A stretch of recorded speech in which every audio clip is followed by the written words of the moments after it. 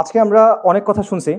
তো এই কথাগুলোর জিস্ট কি ছিল? আসলে কথাগুলোর জিস্ট ছিল যে বাংলাদেশের সমাজ এবং রাষ্ট্রে কাঠামোগত ইসলাম বিদ্বেষ আছে।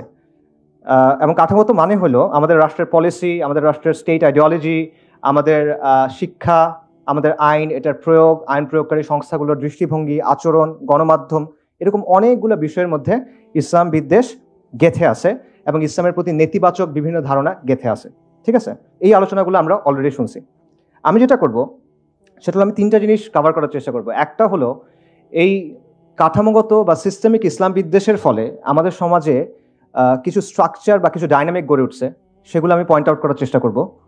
আরেকটা হলো এই ইসলাম বিদ্বেষের কারণে আমরা মুসলিমরা আমাদের যে সোশিও পলিটিক্যাল অ্যাসপিরেশন, অর্থাৎ সমাজের ব্যাপারে বা রাজনীতির ব্যাপারে আমরা কি চাই, এই কথাটা বলার সুযোগটা আমাদের কম থাকে বা আমরা বলতে পারি না ইভেন, বা এটা ক্রিমিনালাইজ করা হয়।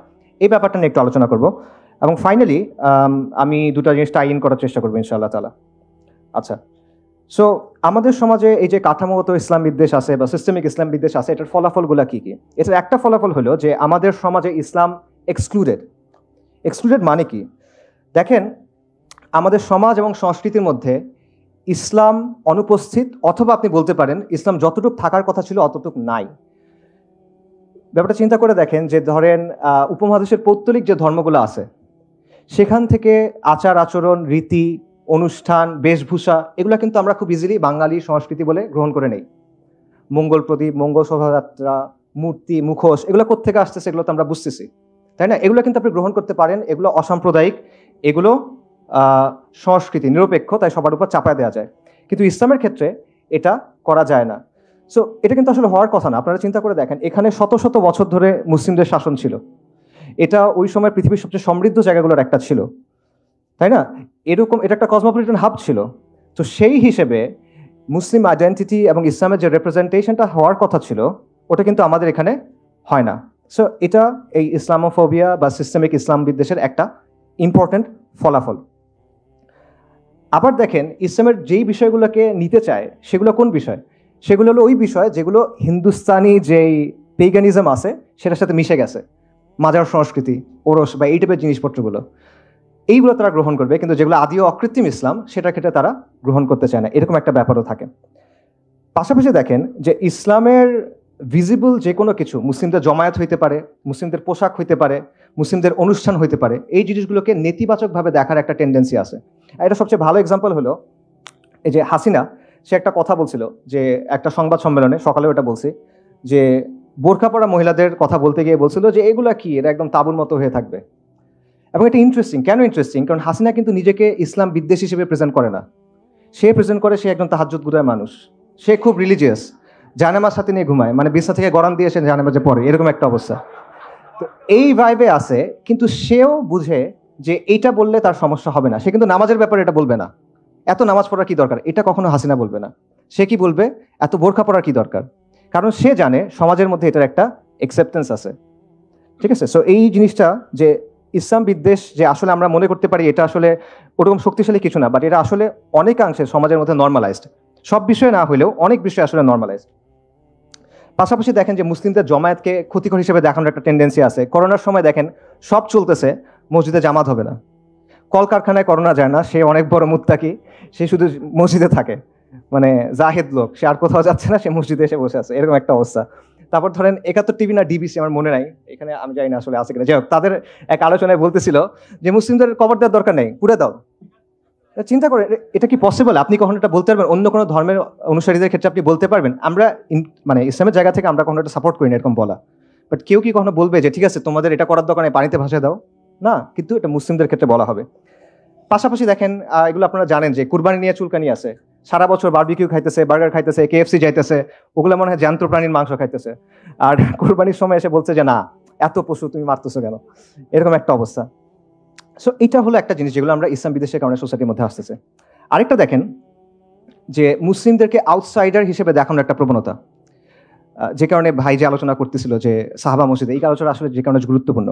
দেখেন, বাংলাদেশে একজন রবীন্দ্রসঙ্গীত শিল্পী ছিলেন, মারা গেছেন, মিতা হক। ওনার একটা বিখ্যাত বা কুখ্যাত বক্তব্য আছে, সেটা হলো যে তুমি মুসলিম ভালো কথা, কিন্তু তুমি বাঙালি না কেন? বাঙালি না মানে তুমি দাড়ি রাখলে, তুমি বোরকা পরলে, তুমি নিকাব পরলে তুমি বাঙালি না, এই কথাটা। তার কথার অর্থটা কি? অর্থটা হলো যে ইসলাম মানো, কিন্তু আমি যেভাবে বলতেছি এভাবে মানো। আমি ঠিক করে দিব তুমি কতটুকু ইসলাম পালন করতে পারবা। আমি একটা ছক দিব, এই ছকটার মধ্যে তুমি ইসলাম মানো, এর বাইরে যাবা না। এর বাইরে যদি যাও তাহলে কি, তাহলে তুমি বাঙালি না, ঠিক আছে? আর এর ভেতরে যদি মানো, আমার কথা যদি শোনো, তাহলে আমরা তোমাদেরকে জায়গা দিব, তোমরা বসতে পারবে, এখানে তোমাদের জায়গা করে দিব। আচ্ছা, আর যদি কোরআন সুন্নাহ মানো তাহলে তুমি বাঙালি হবে না। এবং এই যে বাঙালি না তুমি, এটা বলার অর্থটা কি? এটা বলার অর্থ মানে আপনি আমার অংশ না, আপনি সমাজের প্রতিনিধিত্ব করেন না, আপনি outsider, you don't belong here. আমরা এখানে খাইতে বসলে তোমরা জায়গা দিব না, তুমি আমাদের লোক না, ঠিক আছে? এইটা হলো যে আপনাকে আউটসাইডার বানায় রাখার একটা ব্যাপার। এবং ব্যাপারটা একটা এরকম যে হয় নিজেকে বদলাও, সহি বাঙালি হও, নইলে বাইর হও, ঠিক আছে? আমরা জমিদার, তোমরা চাষাভুষা, যেমনে বলবো এমনি থাকবা, এরকম একটা ব্যাপার। আচ্ছা, সো মিতা হক সেকুলারদের যে অংশের প্রতিনিধিত্ব করে সেটা এখন কিছুটা দুর্বল, আলহামদুলিল্লাহ। বাকি এই বয়ানটা আসলে যায় নাই এখনো, এই বয়ান এখনো বহাল তবিয়তে আছে। কিভাবে আছে? আপনারা এখন একটা কথা শুনছেন যে বাংলাদেশে আরবের ইসলাম চলবে না, বাংলার ইসলাম চলবে। এই কথার সাথে মিতা হকের কথার আসলে পার্থক্য কি? কোনো পার্থক্য নেই, লিটারেলি কোনো পার্থক্য নেই, এক্স্যাক্টলি সেম কথা। আমি তোমাকে ইসলামের একটা ভার্সন দিব, আমি তোমাকে ইসলামের একটা ছক দিব, এর ভিতরে ইসলাম মানবা, এর বাইরে যাবা না। এর বাইরে গেলে তুমি ভিনদেশি খারেজি। যদি তুমি মনে করো ইন্না দ্বীনা ইনদাল্লাহিল ইসলাম, তাহলে তুমি নাজদের ইসলাম পালন করতেছো, ঠিক আছে? একদম সেম জিনিস। এবং দুই জায়গার মূল কথাটা কি? মূল কথাটা হলো there is a right way to be Muslim and there is a wrong way to be Muslim. There is a right Islam and there is a wrong Islam. আর এটা কে ঠিক করবে কোনটা সঠিক ইসলাম? ওরা ঠিক করবে, ওরা ঠিক করবে, আপনার ওটা মানতে হবে। এবং রাইট উইথ মানে রাইট মুসলিম হলে কি হইতে হবে? আপনার সহি বাঙালি হইতে হবে, আপনার সহি লিবারাল হইতে হবে, আপনার মানতে হবে। মানে তারা আপনাকে শর্ত দিবে, এগুলো মেনে মেনে আপনাকে প্রমাণ করতে হবে যে না ভাই, আমি আসলে তোমার সোসাইটিতে বিলং করি। মুসলিম হও, ইসলাম মানো, আমার কথা বলো মানো, এটা হলো তাদের কথা। সো এটা বেসিক্যালি ইসলামকে নিয়ন্ত্রণ করার একটা চেষ্টা। সো অবভিয়াসলি তারা যেইটা কথা বলে এটা আলটিমেটলি ইসলাম না। এখানে তাওহীদ নাই, এখানে আল ওয়ালা ওয়াল বারা নাই, এখানে হাকিমিয়া নাই। এটা মিল্লাত ইব্রাহিম না, এটা মিল্লাতু শেখ মুজিব হইতে পারে, এটা মিল্লাতু লালন হইতে পারে, এটা মিল্লাতু ফুলান বা ফুলান হইতে পারে, এটা মিল্লাতু ইব্রাহিম না, আলাইহিস সালাতু ওয়াস সালাম। তো এইভাবে এই ইসলাম বিদ্বেষের কারণে এমন একটা সিচুয়েশন তৈরি হয়েছে, সেখানে একদিকে তারা যেটা করতেছে, তারা ইসলাম এবং মুসলিম পরিচয়টাকে ডিফাইন করার চেষ্টা করতেছে যে একটা ছক আছে, এর মধ্যে তুমি থাকতে হবে। এক একজন ছকটা এক এক রকম করে। এটা মনে করেন শাহবাগীরা একটু ছোট রাখে, আরেকজন হয়তো একটু বড় রাখে, বাট আলটিমেটলি তারা এটা কন্ট্রোল করার চেষ্টা করতেছে। অন্যদিকে আপনি যদি তার কথা না মানেন, তখন সে আপনাকে বহিরাগত, ভিনদেশি, খারেজি, অমুক তমুক লেবেল দেওয়ার চেষ্টা করে। এটার সাথে আরেকটা জিনিস রিলেটেড, সেটা হলো অথরাইজড এবং আনঅথরাইজড ইসলাম। ইসলামের কিছু অংশ হলো অনুমোদিত, কিছু অংশ হলো কন্ট্রাব্যান্ড, অননুমোদিত, এটা পালন করা যাবে না। তো ইসলামের কিছু বিষয় এরকম আসলে আছে যেগুলো নিয়ে কথা বলা যায় না। এরকম কোনো বিষয় বলতে পারবেন আপনারা? আচ্ছা, আপনারা তো হযরত শাহজালালের নাম শুনছেন। আচ্ছা, সবাই তাকে খুব পছন্দ করে। শাহজালালের মাজার, শাহজালালের নামে বিমানবন্দর আছে। আচ্ছা, উনি সিলেটে কেন আসছিলেন জানেন? কি নিয়ে আসছিলেন উনি সিলেটে? তলোয়ার নিয়ে আসছিল সিলেটে। হযরত শাহজালাল আল ইয়ামানি এবং শাহপরান আল ইয়ামানি আরব থেকে আরবের ইসলাম নিয়ে আসছিলেন তলোয়ার নিয়ে, ঠিক আছে? তো আপনি শাহজালালের মাজার নিয়ে কথা বলতে পারবেন, এটা সমস্যা না, কিন্তু আপনি তলোয়ারটা নিয়ে বলতে পারবেন না, বা উনি যে আরব থেকে আসছেন এটা নিয়ে আসলে বলতে পারবেন না। এটা হলো একদম সিম্পলি অনুমোদিত ইসলাম, অননুমোদিত ইসলাম। আরেকটা বলি, তিতুমির রাহিমাহুল্লাহ, তিতুমিরকে নিয়ে অনেক কথা আছে। উনি স্বাধীনতা সংগ্রামী, কৃষক বিপ্লবী, এই সেই হ্যান ত্যান অনেক কথা না। উনি যে ব্রিটিশদের বিরুদ্ধে লড়াই করে একটা জায়গা দখল করে সেখানে যে ইসলামী শরিয়া দিয়ে শাসন করছে, নিজেকে বাদশা ঘোষণা করছিলেন, ওনার আন্ডারে ওয়াজির ছিল, শাসন ছিল, এই কথা কিন্তু আপনি জানেন না। কিন্তু তিতুমির কৃষক বিপ্লবী এটা আছে, এইটা আপনি মানতে পারবেন, ওটা অনুমোদিত, ওইটা অন্য অংশটা অনুমোদিত। এবং শরিয়া নিয়ে কথা বলা, এটা অবভিয়াসলি আরেকটা বিষয়, যে এটা খুবই ট্যাবু একটা বিষয়। এবং শরিয়া নিয়ে কথা বললে আগে বলা হয়তো জঙ্গি, এখন বলা হবে জঙ্গি, ফ্যাসিবাদী, এবং দুটোই আসলে বিপজ্জনক ট্যাগিং। কারণ এটার মাধ্যমে কি হয়? এটার মাধ্যমে বেসিক্যালি আপনাকে আদারাইজ করা হয় এবং আপনাকে রিপ্রেস করার, মানে আপনার উপর অত্যাচার নির্যাতন করার একটা মানে বৈধতা তৈরি করা হয়, যে ওই যে মানে আপনাকে তো মুমিন বলে এই করতে পারবে না, আপনি এখন একটা নাম দিতে হবে, রাজাকার, জঙ্গি, এই সেই কিছু একটা নাম বলতে হবে, এটা আর কি। এবং এই ব্যাপারটা এতটাই ডেঞ্জারাস যে যারা নিজেদেরকে মানে ইসলামী ঘরানার মানুষজন, তারাও আসলে শরিয়া নিয়ে কথা বলে একটু ভেবাচাকা খেয়ে যায়, যে আসলে মনে হয় কথাগুলো এখন বলা উচিত হচ্ছে না, পরে মনে হয় বললে ভালো হতো, এরকম একটা ব্যাপার আছে। আচ্ছা, আরেকটা যেটা রেজাল্ট ইসলামোফোবিয়ার, সেটা হলো অ্যাপ্রোপ্রিয়েশন। অ্যাপ্রোপ্রিয়েশন মানে কি? যে তারা দেখবেন ইসলামের বিভিন্ন শব্দ তাদের জন্য ইউজ করে। এটার সবচেয়ে ভালো এক্সাম্পল হলো নির্বাচনের আগে হাসিনার মাথায় হিজাব চলে আসছিল, হাতে তসবি চলে আসছিল। বাকি আমরা ওই যে জুলুম, মজলুম, শাহাদা, আমাদের দেশে তো নূহ নবীর নৌকা, এই কথা পরিচয় ছিল আলাইহিস সালাতু ওয়াস সালাম। এবং এটা কিন্তু জুলাইয়ের আন্দোলনে আমরা দেখছি। জুলাই আন্দোলনে আমরা কি দেখলাম? একদম সবাইকে আমরা চলেন, সবাই রাস্তায় বের হয়ে যায়, হাসবুনাল্লাহু ওয়া নি'মাল ওয়াকিল, সবাই তাহাজ্জুদে দাঁড়ায় যান, আমরা শহীদ হব, এরকম অনেক কথাবার্তা, আল্লাহ আল্লাহ আল্লাহ। আর শেষ হওয়ার পরে গায়রুল্লাহর কাছে যাইতে হবে এখন।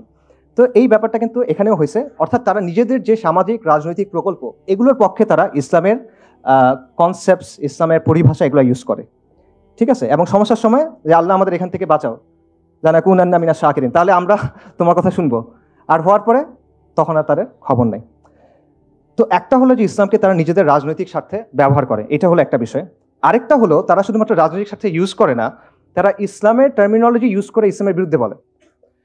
এটা হিস্টোরিক্যাল অনেক এক্সাম্পল আছে। আমি একটা মজার এক্সাম্পল বলি, যে উসমানীদের শাসনের একদম শেষ দিকে তখন তুরস্কে অনেক সেকুলার অনেক মুভমেন্ট খুব পাওয়ারফুল হয়ে গেছিল, এবং তখন তারা যেটা চাচ্ছিল, তুরস্কে তখনও উসমানী সুলতানের নামে খুতবা দেওয়া হতো, তারা ছিল এটা বন্ধ করতে। তো বন্ধ কেমনে করবে? তো তারা এসে বললো যে দেখেন, আমরা তো ফিখের কিতাবাদি দেখলাম, ওখানে বলা আছে যে খলিফা হওয়ার অনেকগুলো শর্ত আছে। তো একটা শর্ত হলো তার আলেম হইতে হবে, একটা শর্ত হলো তার মুজতাহিদ হইতে হবে। তো ইনি তো মুজতাহিদ না, তার মানে উনি আসলে খালিফা হইতে পারতেছেন না। তো ওনার নামে খুতবা দেওয়াটা বন্ধ করে দেন, আপনি দেশ এবং জাতির নামে এখন খুতবা দেন। অর্থাৎ তার উদ্দেশ্য হলো খুতবাটার উপর কন্ট্রোল নেওয়া, খুতবাটাকে সেকুলারাইজ করা। কিন্তু এইটা করার জন্য সে ইউজ করতেছে ইসলামী আর্গুমেন্ট, মানে সে খুব কনসার্নড খলিফার কন্ডিশনস মেট হচ্ছে কিনা এটা। সো এক জিনিস বাংলাদেশে ঘটতেছে কিরকম, যখন আপনি বলছেন শরিয়ার কথা, যখন কথা বলা হচ্ছে খিলাফতের কথা, তখন একদল এসে বলছে যে না, আমরা তো আল্লাহর খিলাফত চাই না, আমরা জনগণের খিলাফত চাই, রাইট? মানে বেসিক্যালি ইসলামের বিরুদ্ধে সে কথা বলছে, বাট সে ইসলামের টার্মিনোলজি ইউজ করতে চায়, ঠিক আছে। এবং এটা তারা কেন করে? যাতে মুসলিমদের আবেগের জায়গাটা কাজে লাগানো যায়, এবং মুসলিমদের কাজে লাগায় নিজেদের যে পলিটিক্যাল প্রজেক্ট আছে সেগুলো পালন করা যায়। আচ্ছা, এরপর যে বিষয়টা সেটা হলো আপনার কথা বলার জায়গা আপনি পাবেন না। আপনি মুসলিম হিসেবে যখন কথা বলতে চাইবেন তখন আপনাকে সেই স্পেসটা দেওয়া হবে না। কথাটা আসলে ভুল হয়েছে, আপনি মুসলিম হিসেবে কথা বলতে পারবেন, কিন্তু আপনার কথা বলতে হবে লিবারাল ডেমোক্রেসির জায়গা থেকে, আপনার কথা বলতে হবে হিউম্যান রাইটসের জায়গা থেকে। একটা মেয়ে সে ফেমিনিজমের জায়গা থেকে হিজাবের পক্ষে কথা বলতে পারবে, কিন্তু শরিয়ার জায়গা থেকে সে বলতে পারবে না, ঠিক আছে। যতক্ষণ পর্যন্ত আপনি লিবারাল ডেমোক্রেসি, লিবারাল সেকুলারিজমকে মেনে নিছেন, আপনি বলেন যে ঠিক আছে তোমার সব মূলনীতি আমি মেনে নিছি, আমি তোমাকে চ্যালেঞ্জ করবো না, তখন তার যে একটা সীমানা আছে সেটার ভেতরে আপনি কথা বলতে পারবেন, বাট এর বাইরে গিয়ে আপনি কথা বলতে পারবেন না। ব্যাপারটা হয়েছে অনেকটা এর মতো, যে জালালউদ্দিন রুমির কবিতার অনুবাদের মতো। জালালউদ্দিন রুমির যে কবিতা আছে সেগুলো কিন্তু ওয়েস্টে খুব পপুলার, ঠিক আছে, এবং ওয়েস্টের অনেক সেলিব্রিটি আছে যারা এগুলা খুব পছন্দ করে। কিন্তু তার কবিতা অনুবাদ করতে গিয়ে যেটা হয়েছে, এগুলোকে রোমিও জুলিয়েটের কবিতা বানায় ফেলছে। রুমির কবিতা তো সুফি পোয়েট্রি, ঠিক আছে, এখানে আল্লাহর প্রতি ভালোবাসা, রাসূলুল্লাহ সাল্লাল্লাহু আলাইহি ওয়াসাল্লামের প্রতি ভালোবাসা, ফানা, এরকম ব্যাপার আছে। আপনি এটা সে দ্বিমত করেন, ওটা ভিন্ন কথা, বাকি এটা তো লাইলি মজনুর কবিতা না। কিন্তু ওয়েস্টে অনুবাদ করার সময় এটাকে প্রেমের কবিতা বানায় ফেলছে। কেন? কারণ রুমিকে যদি ওয়েস্টের কাছে খাওয়াইতে হয় তাহলে তার কাছ থেকে ইসলামটা সরাইতে হবে। সো সিমিলারলি আপনি যদি সমাজে এসে কথা বলতে চান মুসলিম হয়ে, আপনার ইসলামটা সরাই রেখে আসতে হবে, তাহলে আপনি বলতে পারবেন, ইসলামটা নিয়ে আসতে পারবেন না। সো আপনি যখন ইমান, আকিদা, হালাল হারাম, আল ওয়ালা আল বারা এই সব কিছু ছেড়ে চলে আসছেন এবং ইসলামের খালি খোলসটা আছে, তখন সে আপনাকে মানে গ্রহণ করবে, তার আগে সে আপনাকে গ্রহণ করবে না। আপনি যদি ইসলামের জীবনবোধের কথা বলেন, ইসলামের শাসনের কথা বলেন, ইসলামের এসেন্সের কথা বলেন, তখন সে আপনার কথা শুনবে না, ঠিক আছে। আর আপনি যদি ইসলামের কিছু ওয়ার্ড ইউজ করে তার যে চিন্তা ভাবনাগুলো আছে, সেকুলারিজম, ডেমোক্রেসি, ফেমিনিজম, এগুলোর পক্ষে কিছু ব্যাখ্যা দিতে পারেন, তাহলে আপনি মহাবিদ্বান, আপনি বিশাল দার্শনিক, আপনি মহা চিন্তাবিদ, ঠিক আছে, যুগের ইমাম। সো এইটা আর কি অবস্থা। তো এবং এই সব কিছুর ফাইনাল রেজাল্টটা হলো যে আমরা সামাজিক এবং রাজনৈতিকভাবে মার্জিনালাইজ। এই সব কিছুর রেজাল্টটা হলো যে আপনি কি ধরনের সমাজ চান, আপনি কি ধরনের শাসন চান, এটা বলার সুযোগটা আপনার নাই। এখন আমরা বলি যে আমরা কি ধরনের সমাজ এবং শাসন চাই। আচ্ছা, সমাজ এবং শাসনের ব্যাপারে ইসলামের নর্মেটিভ মানে ইসলামের ডিফল্ট অবস্থানটা কি? ইসলামের ডিফল্ট অবস্থা হলো শরিয়া। মুসলিমরা শরিয়ার অধীনে থাকবে, মুসলিমদের সমাজ, মুসলিমদের শাসন শরিয়ার অধীনে থাকবে, এবং আইডিয়ালি একজন ইমামের আন্ডারে, একজন খালিফার আন্ডারে পুরো মুসলিমরা থাকবে। এটা ইসলামের একেবারে নর্মেটিভ অবস্থান। ক্লাসিক্যাল যুগ থেকে শুরু করে প্রি মডার্ন সময় পর্যন্ত এর কোনো ব্যতিক্রম আপনি পাবেন না, নেভার, সম্ভব না, ঠিক আছে। যত আলোচনা হয়েছে, আপনি আহকামুস সুলতানিয়া বলেন, আল মাওয়ার্দি বলেন, আল জুয়াইনি বলেন, আল গাজ্জালি বলেন, ইবনু জামা, ইবনু তাইমিয়া, ইবনু খালদুন, যতজন আছে একদম প্রি মডার্ন টাইম পর্যন্ত সবার মত হলো এই জায়গা থেকে শুরু হয়েছে যে মুসলিমদের শাসনে, মুসলিমদের সমাজে শাসন হবে শরিয়া দিয়ে। এইটার বাইরে কোনো কথা নেই। এবং আইডিয়াল সিচুয়েশন সবসময় এটা যে একজন খালিফার আন্ডারে পুরো মুসলিম উম্মাহ একত্রিত থাকবে। এই অবস্থার সাথে ব্যতিক্রম করছে এমন কেউ নাই। এবং তাতারদের শাসনের আগে মুসলিম বিশ্বে তাতারদের শাসনের আগে কারো মাথায় এটা আসেই নাই যে এমন কোনো সিচুয়েশনও হইতে পারে যেখানে মুসলিমরা আছে, ইসলামী শাসন নাই। এটা তাদের didn't even ochre to them. ঠিক আছে, তো এটা হলো একদম বাই ডিফল্ট, মানে আমাদের একদম ইনবিল্ট অবস্থান। কিন্তু এই অবস্থানটা আজকে অপরিচিত হয়ে গেছে টু দ্য এক্সটেন্ট যখন কেউ এটা বলে যে আমরা শরিয়া চাই, তখন এটা মনে হয় মহা র্যাডিক্যাল একটা কাজ হয়ে গেছে। অথচ এটা ইসলামের একদম ডিফল্ট পজিশন। মানে আপনি যেমন নামাজের ব্যাপারে কি আপনার কাছে যদি বলে 5 ওয়াক্ত সালাত নাকি 6 ওয়াক্ত, আপনি অবাক হয়ে যাবেন এটা কি বলে। এটা ওরকম একটা ব্যাপার। সো এই চেঞ্জটা আসলে কিভাবে হলো? এই চেঞ্জটা হয়েছে কলোনিয়াল যুগে, উপনিবেশিক আগ্রাসনের সময়। উপনিবেশিক আগ্রাসনের দুটা কাজ হয়েছে। এক, তারা আমাদের উপর তাদের শাসন চাপায় দিছে। বা তার আগে তারা কি করছে, আমাদের তো একটা শাসন ছিল, সেটাকে তারা একদম স্টেপ বাই স্টেপ সিস্টেম্যাটিকভাবে ডিসম্যান্টেল করছে। ঠিক আছে, এটার কিছু এক্সাম্পল আপনারা শক্তিফের আলোচনায় শুনছেন যে যখন সূর্যাস্ত আইন হয়েছে, চিরস্থায়ী বন্দোবস্ত হয়েছে, একটা সোসাইটির ইকোসিস্টেম কিন্তু সম্পূর্ণ চেঞ্জ হয়ে যায়। এই যে মুসলিম এলিটরা ছিল, তাদের জমিদারি যখন চলে গেল, তাদের উপর কিন্তু অনেক একটা কমিউনিটি ডিপেন্ডেন্ট। এটা কিন্তু পুরো জিনিসটা আসলে ওলটপালট হয়ে যাচ্ছে। আরেকটা জিনিস চিন্তা করেন, জাস্ট একটা এক্সাম্পল, ওয়াকফ বা আওকাফ যে সিস্টেমটা, এটা কিন্তু মুসলিম বিশ্বে একসময় যত ল্যান্ড ছিল তার মধ্যে 1/3 ওয়াজ ওন্ড থ্রু আওকাফ, ওয়াকফের মাধ্যমে। এবং ওয়াকফ কিন্তু শাসকের আন্ডারে না, এটা কমিউনিটি ওন্ড। এবং মুসলিম বিশ্বে যত ওয়েলফেয়ার কার্যক্রম হইতো ম্যাক্সিমাম হয়তো ওয়াকফের মাধ্যমে।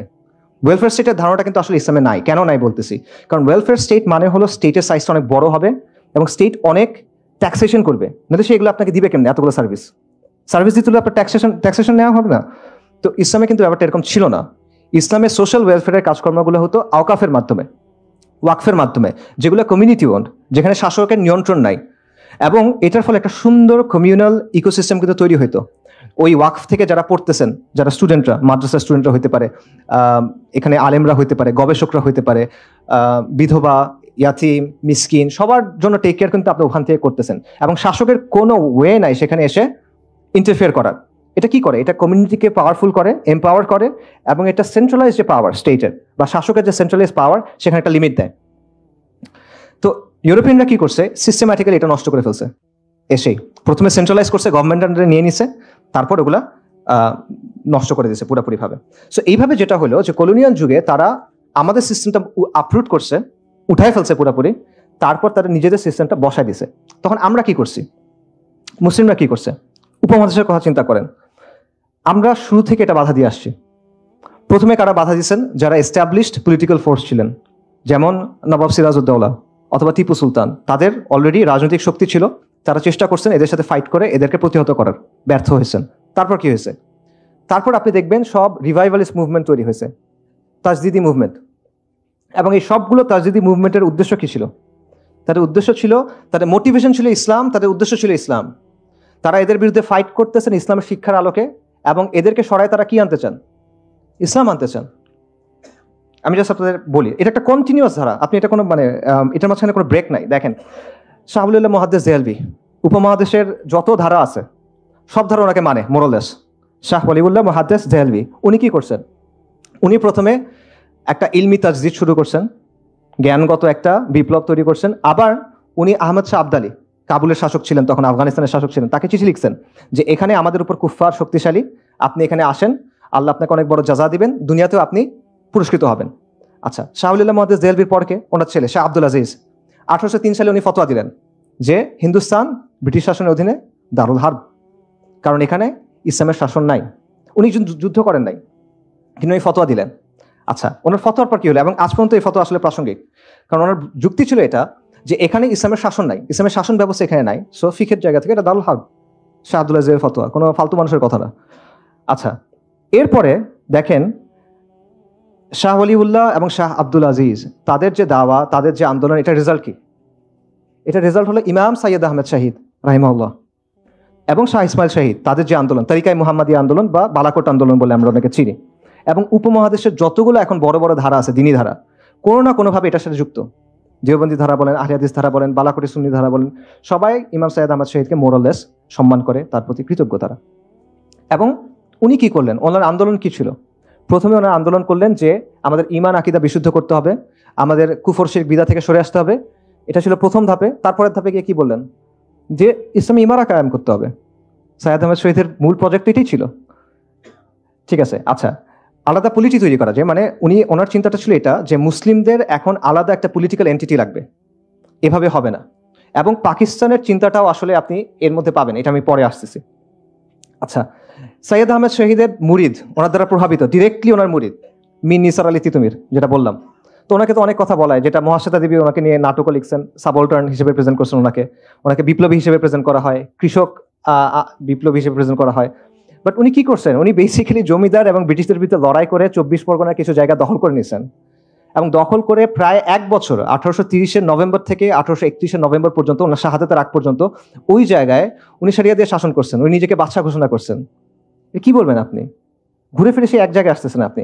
এরপর দেখেন সাইয়েদ আহমেদ শহীদের খালিফা, সাদিকপুরের একটা সম্ভ্রান্ত আলেম পরিবার, বিখ্যাত পরিবার, মাওলানা উইলায়াত আলী এবং মাওলানা ইনায়েত আলী। ওনারা কি করলেন, 1831 6 মে বালাকোটে সাইয়েদ আহমেদ শহীদ হয়ে গেলেন। এরপরে 1840 দশক থেকে মাওলানা উইলায়াত আলী এবং মাওলানা ইনায়েত আলী পুরো ভারতবর্ষ জুড়ে ব্রিটিশদের বিরুদ্ধে একটা আন্দোলন গড়ে তুললেন। তাদের আন্দোলনের রাজনৈতিক কেন্দ্র হলো সাদিকপুরে, পাটনা। তাদের মিলিটারি বেস হলো ওয়াজিরিস্তানে, সিত্তানা। এবং তাদের দাওয়াতি অনেক জায়গা ছিল বাংলাদেশে, বিশেষ করে বেঙ্গল, মানে যেটাকে আমরা এখন উত্তরবঙ্গের আহলে হাদিস বেল্ট মনে করি, ওই জায়গায়। এবং আপনার একটা বই আছে দ্য ইন্ডিয়ান মুসলমানস, আপনারা চাইলে এটা পড়ে দেখতে পারেন, উইলিয়াম হান্টারের। সেখানে প্রথম 1, 2, 3 চ্যাপ্টার আপনারা পড়ে দেখবেন যে কত সফিস্টিকেটেড একটা নেটওয়ার্ক ওনাদের ছিল। ওনারা বেঙ্গল থেকে টাকা পয়সা মানুষ সব ওই ওয়াজিরিস্তানে সিত্তানাতে পাঠাতেন, এবং সেইখানে তারা ব্রিটিশদের বিরুদ্ধে লড়াই করে গেছেন কয়েক দশক। ব্রিটিশরা 60টার বেশি অভিযান পরিচালনা করছে তাদের দমন করার জন্য, পারে নাই পুরোপুরি তাও। এবং ব্রিটিশদের এই ছিল যে এরা হলো হিন্দুস্তানে আমাদের শাসনের বিরুদ্ধে একটা পার্মানেন্ট থ্রেট। এই লোকেরা, এই মাওলানা উলিয়াত আলীর যারা অনুসারীরা ছিল। এবং মাওলানা আবুল হাসান রিনাদভি ওনার বিখ্যাত বই, উনি বলছেন যে ভারতবর্ষের স্বাধীনতার পেছনে যাদের অবদান, সবাইকে এক পাল্লায় দিবেন, সাদিকপুরীদেরটা আরেক পাল্লায় দিবেন, এটা বেশি ভারী হবে। সো তাদের উদ্দেশ্য কি ছিল, আবারও শরিয়া কায়েম করা। এরপর আসেন শামেলির কথায়, 1857 সালে মহাবিপ্লব বা বিপ্লব যেটাই বলেন। ওই সময় উত্তরপ্রদেশের একটা জায়গা আছে থানা ভবন, সেখানে জনগণ রাস্তায় নেমে আসলো, ব্রিটিশরা পালায় গেল। তখন কয়েক মাস সময় সেখানে ইসলামী শরিয়া দ্বারা শাসন হয়েছিল। কারা করছিলেন, ইমদাদুল্লাহ মুহাজির মাক্কি, কাসেম নানতুবি, রাশিদ আহমেদ গাঙ্গুহি। এনারা কারা, আকাবিরা দেওবন্দ। এনারা গিয়ে দারুল উলুম দেওবন্দ গঠন করছেন। তাদের উদ্দেশ্য কি ছিল, শরিয়া ছিল।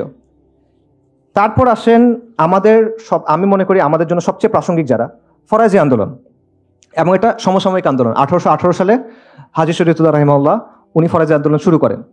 ফরাজি আন্দোলন যুদ্ধ করে নাই। বালাকোট এবং তিতুমির, বাঁশের কেল্লা, দুটা তো কাছাকাছি সময়, মেতে একটা, নভেম্বরে একটা। এরপরে ওনারা যুদ্ধ করেন নাই, কিন্তু ওনারা ওনাদের মতো আন্দোলন চালায় গেছেন।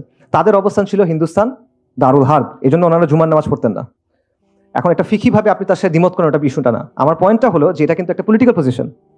তারা বলছে যে এই শাসনটাকে, এটা দারুল হার্ব, এটা আমাদের ডিফল্ট পজিশন না। সো আমরা আমাদের ডিফল্ট যেভাবে আমাদের নর্মালি ইসলাম পালন করার কথা, সেটা আমরা এখানে পালন করতে পারতেছি না।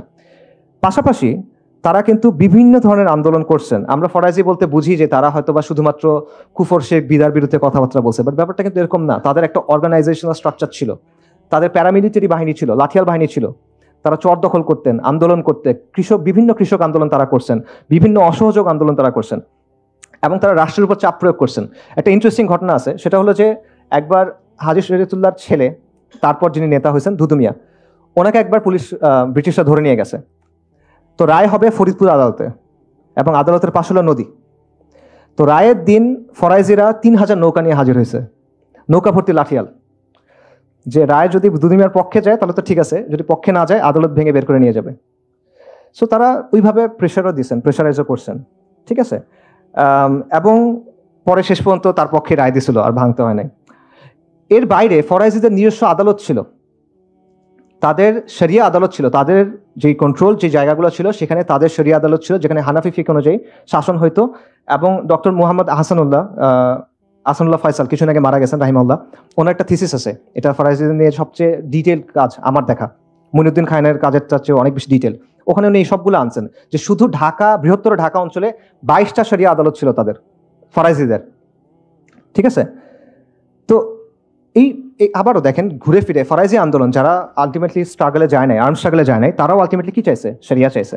অর্থাৎ কন্টিনিউসলি আপনি বারবার দেখতেছেন যে আমাদের শরিয়া শাসন ছিল, ওটা হয়তো ফ্লড ছিল, সমস্যা নাই, কিন্তু ছিল। এরপরে ব্রিটিশরা আসলো, তারা এটা সরাই দিল। এরপর আমাদের প্রথম ইম্পালস কি ছিল? আমাদের প্রথম ইম্পালস ছিল যেটা সরাই আবার সরিয়ে আনতে হবে, লজিক্যালি, রাইট? এটি তো হওয়ার কথা। এবং শুধু এটা এইখানে না, এই একই সময়ে পুরো মুসলিম বিশ্বে আপনি অনেকগুলো আন্দোলন দেখবেন যেগুলোর মোরাললেস একই ধরনের রুট। প্রথমে তারা সংস্কার আনছে, কুফর শিরক বিদার বিরুদ্ধে সংস্কার করছে, তারপর তার একটা তাজদিদি মুভমেন্ট হয়েছে, তারপর তারা তামকিনের দিকে গেছে। এটা একটা কমন প্যাটার্ন আপনি দেখবেন। এবং শুধু এইটা না, এই যে পাকিস্তান যে রাষ্ট্র, এটার সাথে এই সিলসিলার সম্পর্ক আছে। পাকিস্তান আন্দোলন কারা করছে? মুসলিম লীগ কারা করছে? আলিগড়ের ছাত্ররা, আলিগড়ি ধারা যেটাকে বলা হয়। আলিগড় কার brain child? Sir Syed Ahmed Khan. Sir Syed Ahmed Khan ইংরেজদের অনেক ওয়াফাদার গোলাম ছিল, এটা সত্য।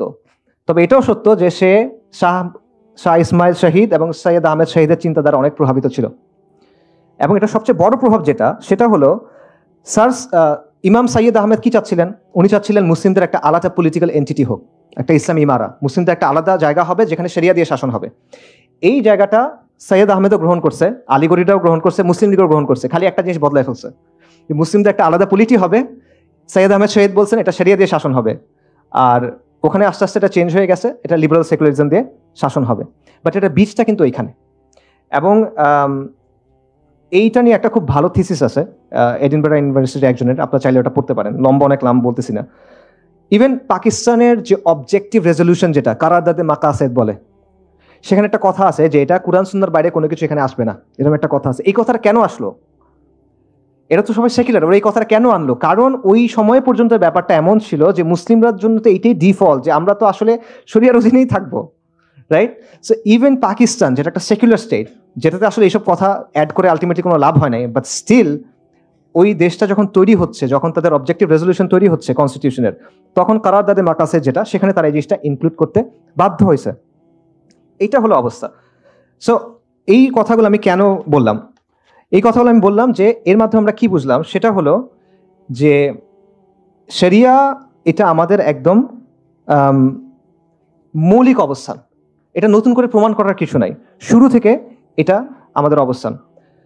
তো এবং এটা নন নেগোশিয়েবল অবস্থান। এত কথা বলে এটা আসলে প্রমাণ করার দরকার ছিল না, বাট মানুষ বলে যে এটা হঠাৎ করে কোনো একটা কথা নিয়ে আসতেছে। না, এটা হঠাৎ করে কোনো কথা না, এটা আমাদের আকাইদি অবস্থান, এটা নুসুসি অবস্থান, এটা ফিকহি অবস্থান, এটা আমাদের ঐতিহাসিক অবস্থান এবং আমাদের পূর্বপুরুষদের গৌরবের উত্তরাধিকার। We are heirs of their glory, কিন্তু আমরা রিলাক্টেন্ট heirs, মানে আমরা উত্তরাধিকার সূত্রে একটা সম্পদ পাইছি কিন্তু আমরা এটা গ্রহণ করতে চাই না, গড়িমসি করতেছি আমরা। ব্যাপারটা আসলে এরকম।